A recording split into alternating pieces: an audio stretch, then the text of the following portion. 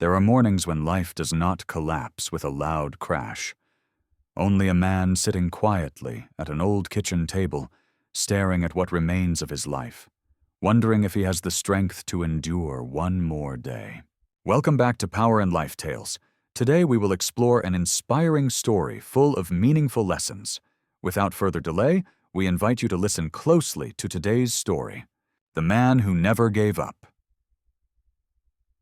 On the morning Daniel Mercer decided not to end his life, nothing dramatic happened.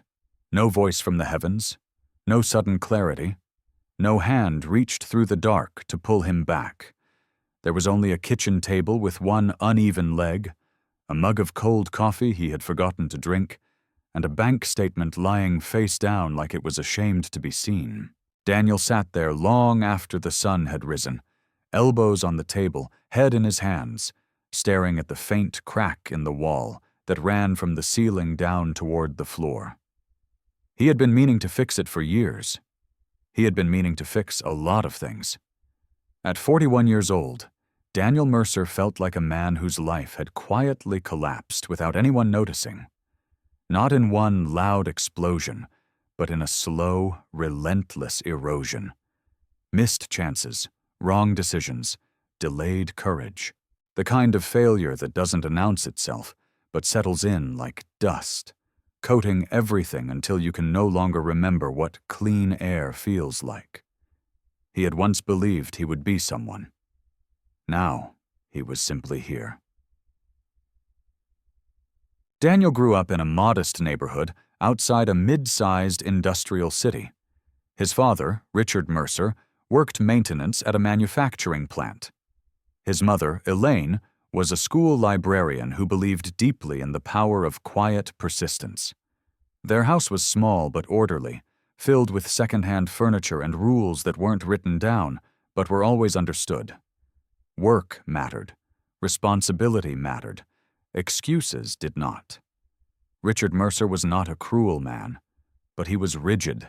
He believed discipline was love, and he showed affection through expectations. When Daniel brought home a report card, his father didn't ask how he felt about school. He asked what could be improved. Elaine was softer, though no less firm. She listened. She asked questions. She placed books in Daniel's hands and told him that words could save him, if he learned to listen to them. As a boy, Daniel was observant and cautious. He wasn't loud or reckless. He liked structure, liked knowing what came next. Teachers described him as capable and reliable, words that sounded like compliments but carried no excitement. Still, he did well enough. He earned a scholarship to a state university. On the night he left for college, his father shook his hand instead of hugging him. "Don't waste this," Richard said. Daniel promised he wouldn't. College, however, introduced Daniel to something he had never faced before: choice without supervision. No one told him when to wake up. No one checked his work. No one corrected him when he drifted. At first, the freedom felt intoxicating. Then it became paralyzing. Daniel wasn't reckless. He didn't party excessively. He didn't sabotage himself in obvious ways. Instead, he procrastinated. He avoided discomfort. He told himself he would try harder tomorrow. Tomorrow became next week. Next week became next semester. When his grades slipped, he told himself it was temporary. When he lost the scholarship, he told himself he would recover. When he dropped out halfway through his third year, he didn't tell his parents at all.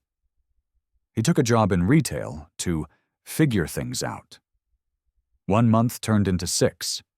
6 months turned into 3 years.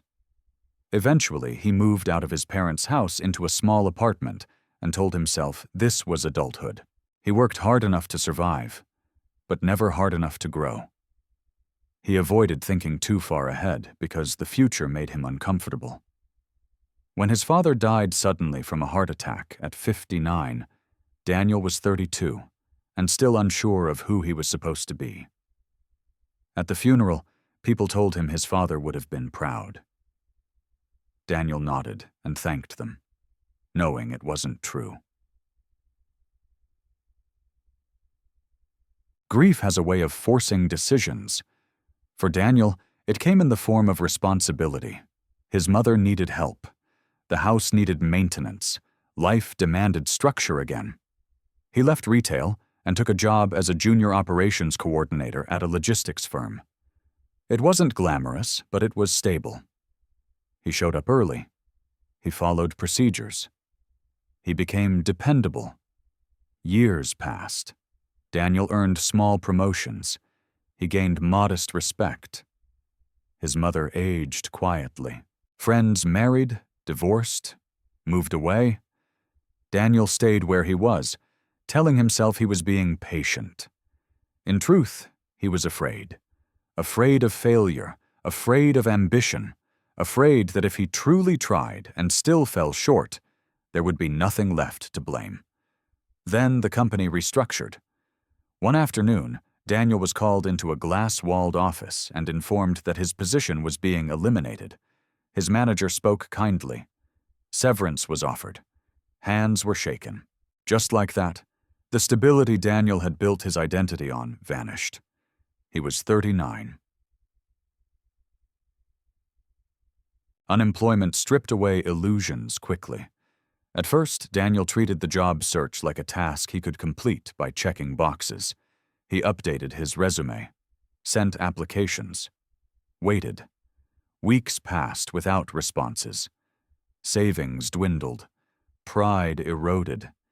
He stopped telling friends how things were going. He stopped answering his mother's questions honestly. He started waking up later, staying up later, eating poorly, thinking constantly. Every rejection felt personal.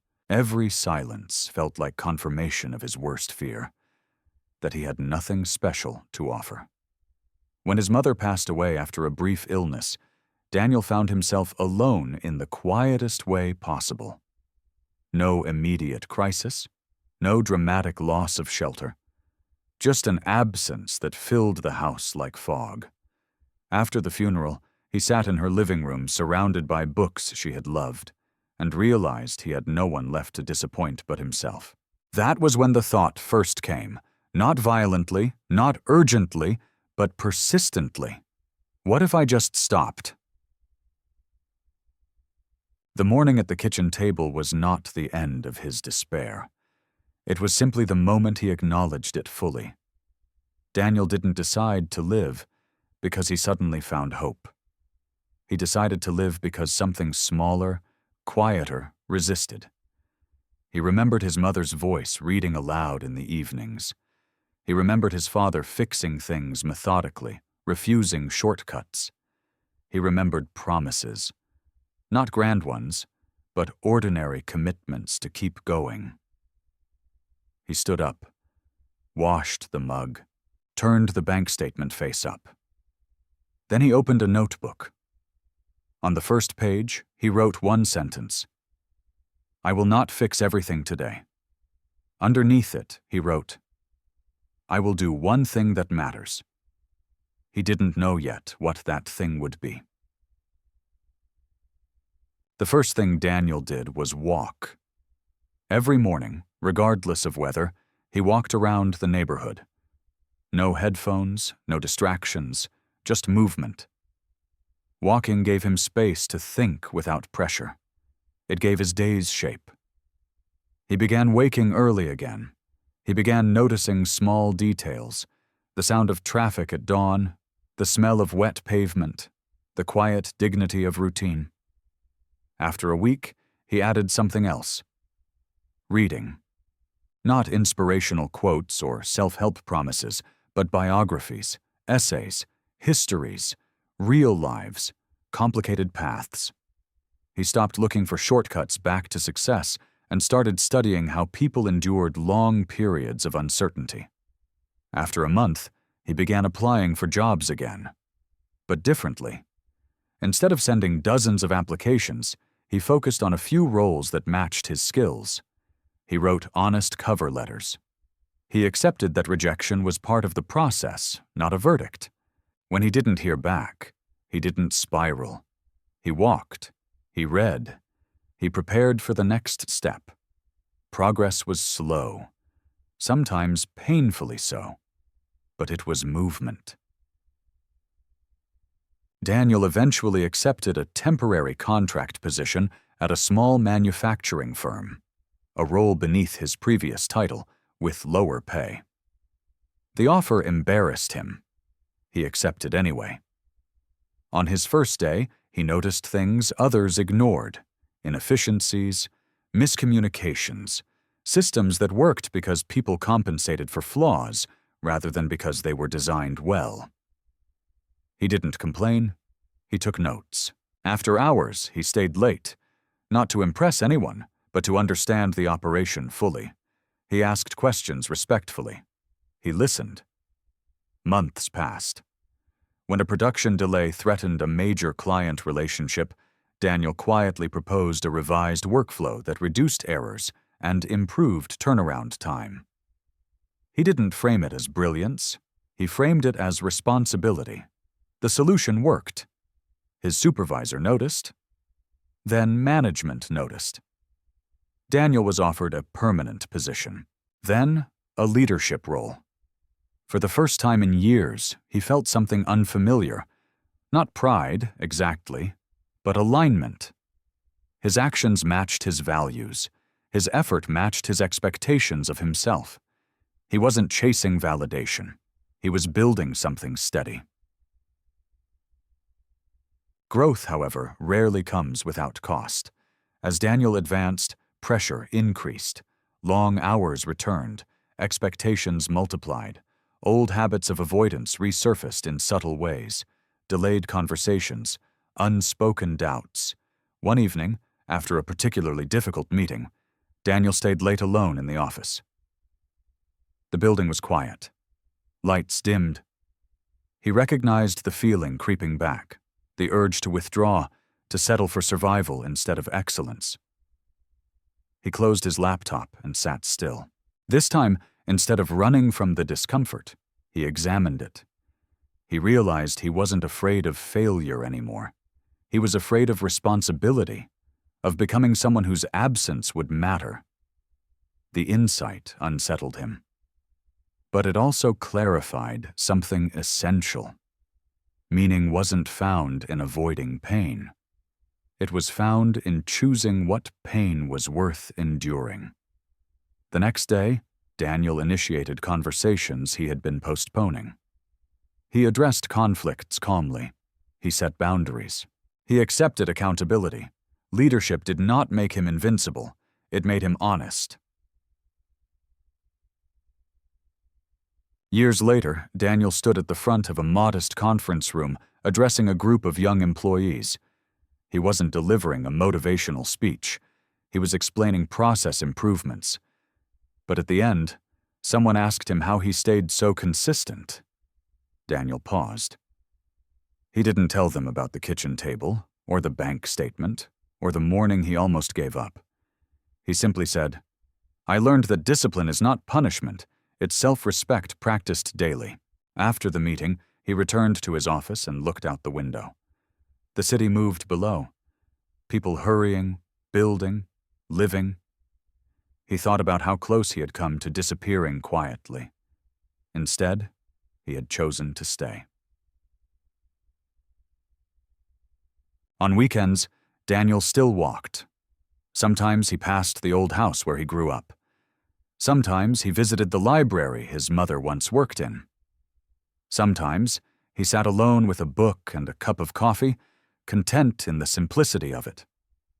His life was not extraordinary. It was deliberate. He never became famous, never amassed great wealth, never erased his regrets completely. But he learned something that changed everything. Giving up is rarely an event. It is a habit, and so is endurance. As Daniel aged, the world around him continued to shift. Economies faltered, technologies evolved, people came and went. Through it all, he remained anchored to the same quiet principles that had saved him when nothing else could. Do the work. Tell the truth. Stay. And in the end, When he looked back, not with pride, but with clarity, Daniel Mercer understood that resilience was not about heroic moments. It was about choosing, again and again, not to disappear when life became unbearable. The man who never gave up was not defined by triumph. He was defined by presence. And that, Daniel knew, was enough.